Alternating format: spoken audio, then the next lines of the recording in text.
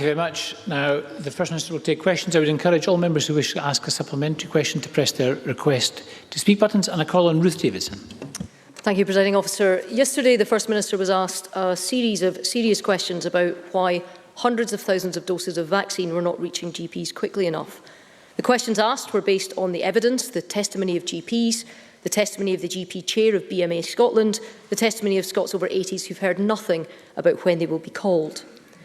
In response, we got a bizarre rant that the UK government was throwing a so-called hissy fit about the publication of sensitive future vaccine supply figures. It was quite the change in tone from the Health Secretary's profuse apology on Friday. The First Minister got what she wanted, which was a cheap headline, but the country didn't get what it needed. The country didn't get what it needed, which was answers. So instead of trying to throw blame onto others, will the First Minister finally explain to the country why the vaccine rollout is lagging behind in Scotland? Why are hundreds of thousands of vaccine doses not reaching GPs and patients quickly enough? First Minister. I'll take each of these points in turn because all of them are important. Let me first of all say the vaccination programme is not lagging behind in Scotland. I set out yesterday that we had very deliberately focused first on elderly residents in care homes. Why did we do that? Because these are the people, according to the JCVI, who are most vulnerable to becoming ill and dying from COVID. So we have now vaccinated with the first dose more than 90% of those elderly residents of care homes. And that is what we think will have the biggest and most immediate impact in reducing the death toll from this virus, which, as we heard from the figures I reported today, is still far too high. And the reason why the overall numbers, therefore, are lower at this stage because of that focus in care homes is because it takes longer and is more labour-intensive to vaccinate in care homes than it is in the community. Interestingly, I've seen some comments this morning attributed to the UK government explaining why the daily rate of vaccination in England has dropped over the past 3 days, and the explanation given is that they have decided to focus more this week on catching up in care homes, and it takes longer. Therefore, the wider programme has slowed down as a result. So we are all grappling with the same issues and we are all working to the same targets. Second point is GP supply, and I look, as the Health Secretary does, at these numbers every single day. I go to sleep at night with these numbers in my head. I wake up in the morning with them in my head, as is right and proper. AstraZeneca, and I'm talking about AstraZeneca here because that's the vaccine that is being used by our GPs. The vaccine comes in packs, normally packs of 100 doses, sometimes I understand perhaps of 80 doses.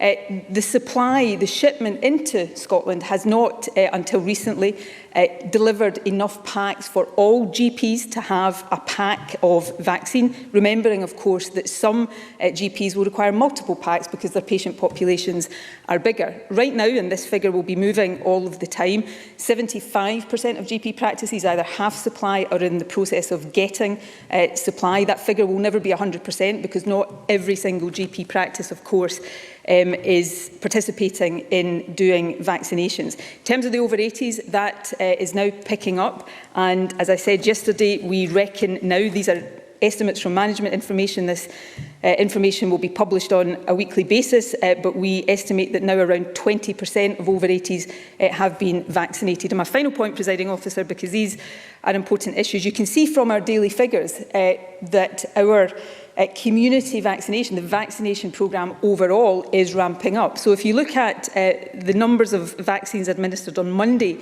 this week, 19,600. That is an increase of 56% on the previous Monday. Interestingly, since comparisons are being made by others, not by me, the increase in England from one Monday to the next was less than 40%. So our rate of increase is actually higher there as we come out of care homes and go into the community.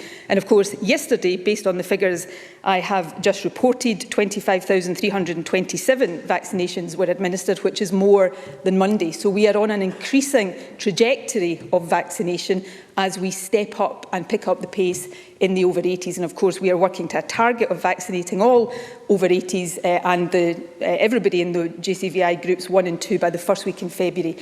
So these are the targets we're all working to. I see commentary in the media elsewhere in the UK criticising the pace in England. These, if we look at this on a daily basis, we will always find questions to raise, and that's right and proper. But the progress of the vaccination programme is strong. My job, the Health Secretary's job, is to ensure that it remains so. Ruth Davidson. Thank you, Presiding Officer. Prioritising care homes, as the Scottish Conservatives have always argued we should, doesn't explain why GP surgeries who should have doses of vaccine sitting in their fridges don't. The problem here is this insistence from the First Minister that this is all on track. But Health Secretary Jean Freeman said on the 11th of January that all over 80s would have the vaccine by the end of this month, which is the 31st of January. But this morning, the Deputy First Minister, John Swinney, rolled back on that commitment, saying instead that I can confidently say to you that the commitments we have given, that the over 80s, for example, will all be vaccinated by the end of the first week of February, is a commitment that will be fulfilled. Repeated just now by the First Minister. So the Health Secretary's committed to all over 80s being vaccinated by the 31st of January, but the Deputy First Minister has committed to the 7th of February. The First Minister called this vaccination programme a race against COVID, and I agree with her sense of urgency. So why are we already falling behind? First Minister. Well, there's 3 points here, and I'll again take them one by one, because Ruth Davidson is just wrong on all of them, actually. Firstly, on care homes, it is the case that we have been focusing on care homes, rightly so, because that is the quickest way to reduce the death toll, because people in care homes are most vulnerable. And how many times over the past year, rightly, have I stood here and been under pressure to answer questions about the death toll and the wider toll of this virus in our care homes. So it's right that we have prioritised care homes. Indeed, it is what the JCVI recommended, and it does take longer. This is what I've seen it being reported that the UK government has been saying today to explain the dip in the English vaccination rate, daily vaccination rate over the past few days. The explanation: there has been a big push to finish vaccinating care homes, and they take more time, 4 to 6 hours each, hence slowing the overall effort. So, it is the case that when you focus in care homes, you don't do as many because it takes longer. But we, unlike the UK government, who I don't know what their figure is now, at the start of the week I think it was only 50% of care home residents vaccinated, we're now over 90% and therefore able to speed up the rest of the programme. Secondly, on the timing of over 80s, I mean, Ruth Davidson can go back, and I think the first time, certainly in this year, I spoke about this was last week in one of my daily updates, and I said that we would do over 80s within 4 weeks, which was always that first week in February. That is not a change. I said it in Parliament again yesterday, the start of February. That is the target date for vaccinating all of the JCVI groups 1 and 2. And then, of course, we do the groups 3 and 4, and the target date for that is mid-February.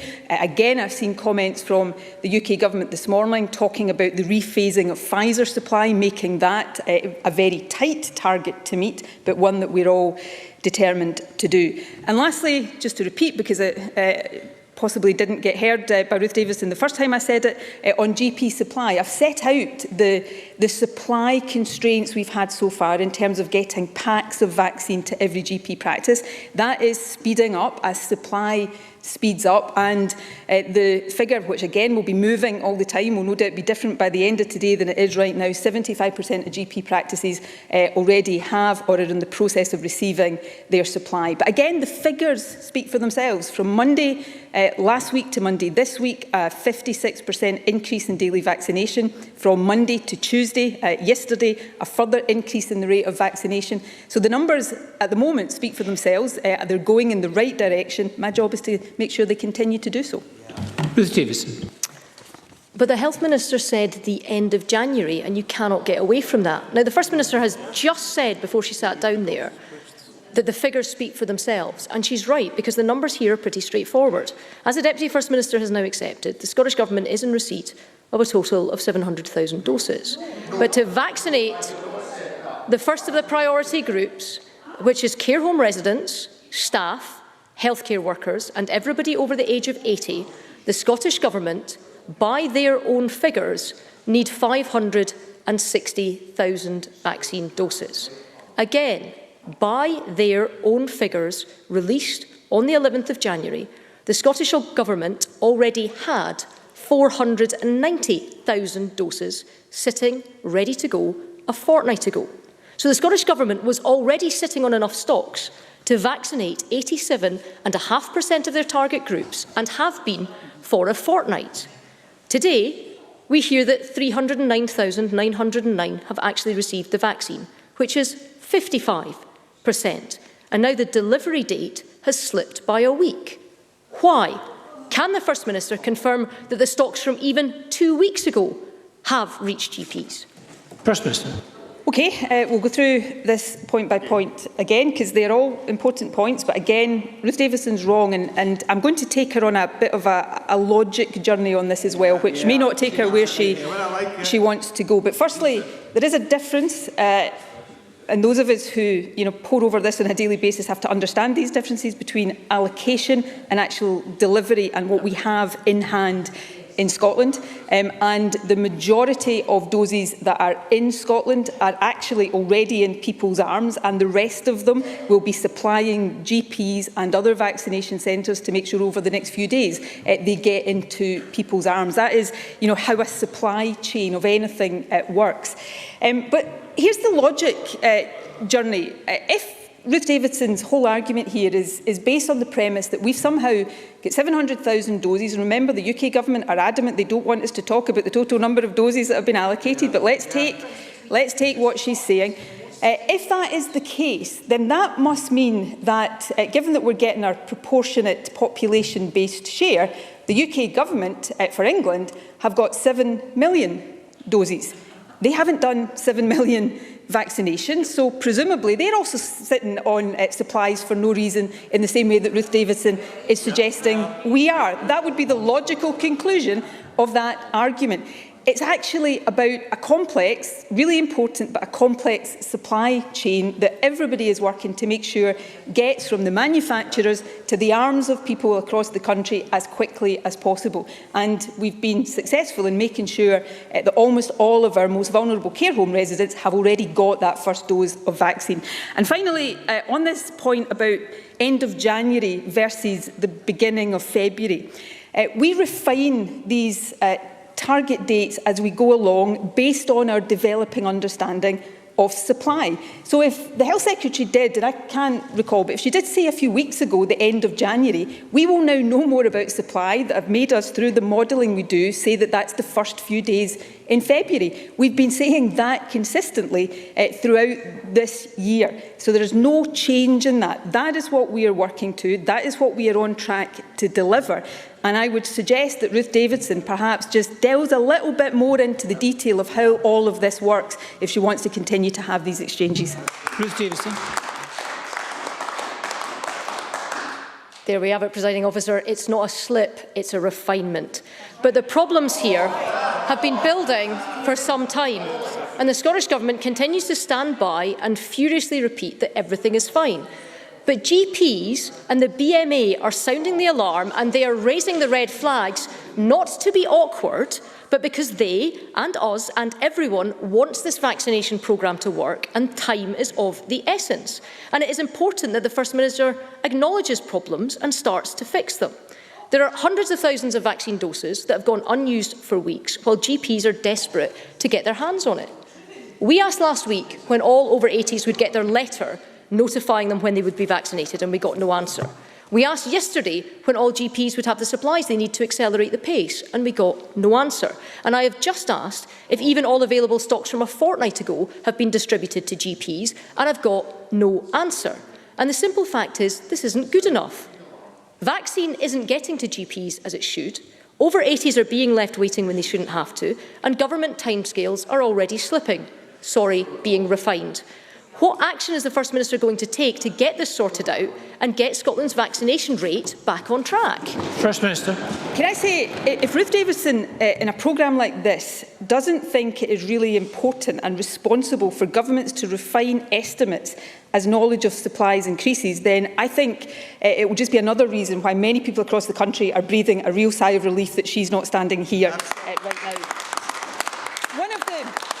One of the things that has changed, and if Ruth Davidson's not aware of this, it's on the front page of the UK Times today with the UK government talking about it. Pfizer has just rephased its supply over the next few months. So over this month and next month, we are going to have fewer doses of Pfizer. We'll have the same overall, but the phasing of that is different. Now, is Ruth Davidson seriously suggesting that in the face of a change like that, a government shouldn't refine its estimates for when it will be able to deliver vaccine into people's arms? Because if she is suggesting that, then I think that is ludicrous, to be perfectly honest about it. Now, let me just answer some of the other points. Letters to over 80s.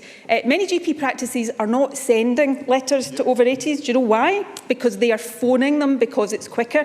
So that as soon as they have the supplies, they are phoning them to make the quickest appointment that they can. That happened last week to a very close relative of mine in the over 80 category. Got a phone call from a GP practice and within a couple of days had her first dose of the vaccine. That is how this has been done, to make sure it is as quickly as possible. So as the supplies come in, and I've set out twice just now what the supply constraint has been in getting packs to every GP practice, but I'll repeat again, 75% of GPs have or are in the process of getting that supply, and as soon as they get it, they contact their over 80s to get them in. But I come back to the central numbers here.